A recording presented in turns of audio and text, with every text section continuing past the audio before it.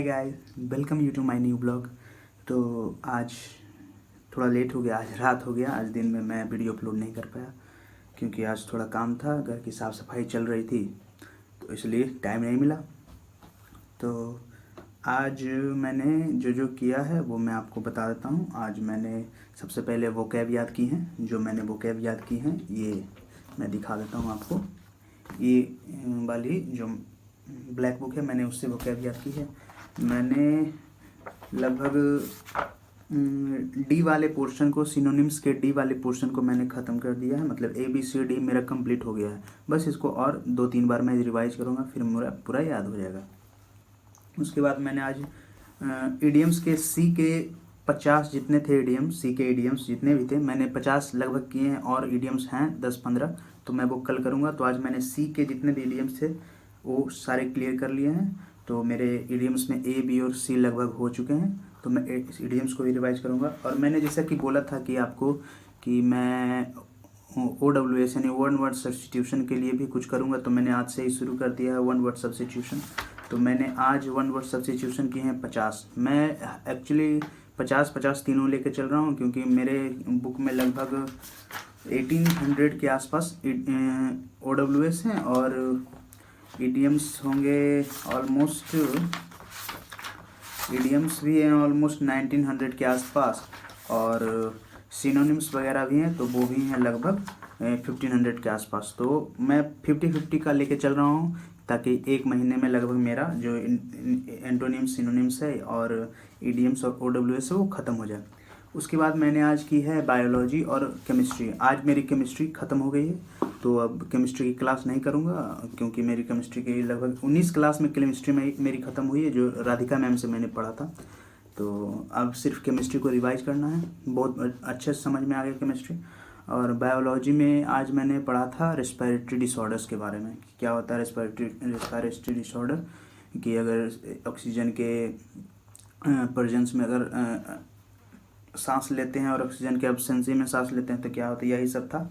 और मैंने मैथ्स में आज किए हैं, आज मेरे सर्ट्स और इंडिसेस मैथ में ख़त्म हो गया। मतलब मेरे नंबर सिस्टम के जितने भी टॉपिक थे जो मेंस के लिए ज़रूरी थे वो मैंने आज ख़त्म कर दिए, टोटल क्लियर हैं। बस उससे संडे को मैं एक बार क्या करूँगा कि जितने भी PDF दिए हैं सर ने उसको रिवाइज कर लूँगा एक और बस। उसके बाद सारे क्वेश्चन बनाऊँगा उसी दिन।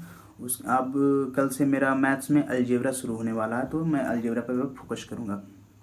मैथ्स हो गया। अब मैथ्स में आज मैंने मॉक दिया, मॉक का मैंने शॉर्ट्स भी लगा दिया। सेक्शनल मॉक दिया था तो मेरे सेक्शनल मॉक्स में आए हैं 156 नंबर। मेरे इसमें मैथ्स में आए हैं 86 आए हैं मैथ्स में। एक्चुअली क्या था कि एक क्वेश्चन था हाइट एंड डिस्टेंस का, तो उसमें थोड़ा सा रूल लगाने में थोड़ा सा दिक्कत हो गया, तो जिसके कारण में एक क्वेश्चन गलत हो गया। बाकी 30 में से 29 क्वेश्चन सही हो गए हैं।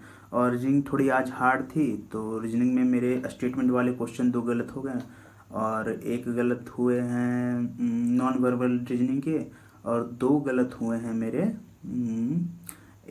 2 गलत हुए हैं मिसिंग नंबर खोजने थे उसमें गलत हुए। तो मेरे एक्चुअली आज 5 गलत हो गए रीजनिंग में, तो थोड़ा सा फोकस करके पढ़ना पड़ेगा और रीजनिंग को।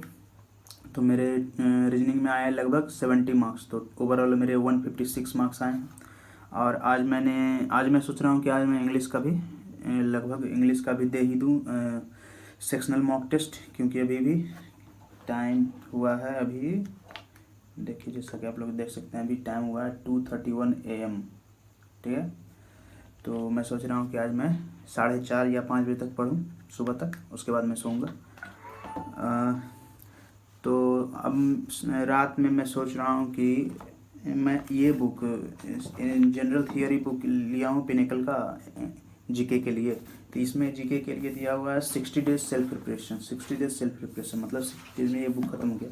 तो मैं इसे 60 डेज में नहीं ख़त्म कर रहा हूँ क्योंकि इसमें एक दिन में लगभग 18 पेज पढ़ना है, तो 18 पेज एक दिन में पढ़ के तो याद हो नहीं सकता। तो मैं इसे कम से कम तो 90 डेज़ के लिए रखूँगा कि 90 डेज़ में लगभग मेरा क्लियर हो जाए। वैसे भी हालांकि जितने भी जो स्टैटिक जीके हैं, स्टैटिक जीके का जो पोर्शन है वो लगभग स्टैटिक जीके का पोर्शन है आई थिंक 19 दिन का 20 दिन का स्टैटिक जीके का पोर्शन 20 दिन का है। बट उसमें बहुत सारे दिए हुए हैं स्टैटिक जीके, तो मैं उन्हीं चुनिंदा स्टैटिक जीके करूँगा जो एग्ज़ाम में आने के चांसेस ज़्यादा रहते हैं। तो मेरे 20 दिन में लगभग 20 दिन के स्टैटिक जीके के दिन को मैं घटा के 8 दिन या 9 दिन कर लूँगा, 11 दिन इससे बचेंगे।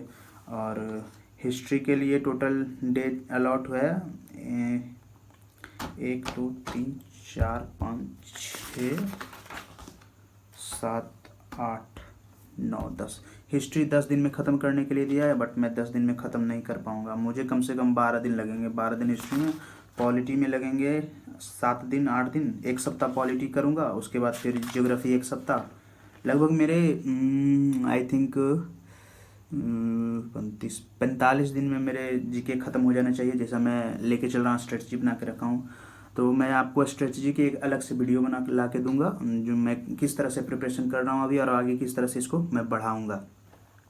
तो फ़िलहाल के लिए अभी मैंने इतना ही किया। और मैंने इस वाले बुक से ये है गगन प्रताप सर का एसएससी मेंस का हाल ही में रिलीज हुआ है ये बुक, 38 सेट्स हैं स्पेशल मेंस के लिए। तो मैं इसमें भी अभी कर रहा हूँ। तो मैंने आज पहला सेट ही लगाया है।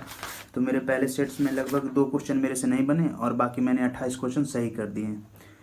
तो मैं इसी को लेके जा रहा हूँ। अभी 38 दिन का है, 38 मॉक टेस्ट है। तो मैं सोच रहा हूँ 38 दिन में इसे कंप्लीट कर लूँ, फिर इसको रिवाइज कर लूँगा मैं 10 दिन के अंदर ही। उसके बाद फिर इंग्लिश के लिए मैंने आज पढ़ा मॉडल्स वर्ब को भी रिवाइज किया मैंने कल, क्योंकि मैंने मॉडल्स वर्ब रिवाइज किया था शायद, हाँ किया था। तो आज मैंने फिर से मॉडल्स वर्ब रिवाइज किया और मॉडल्स वर्ब के मैंने क्वेश्चन भी लगाए मॉडल्स वर्ब के।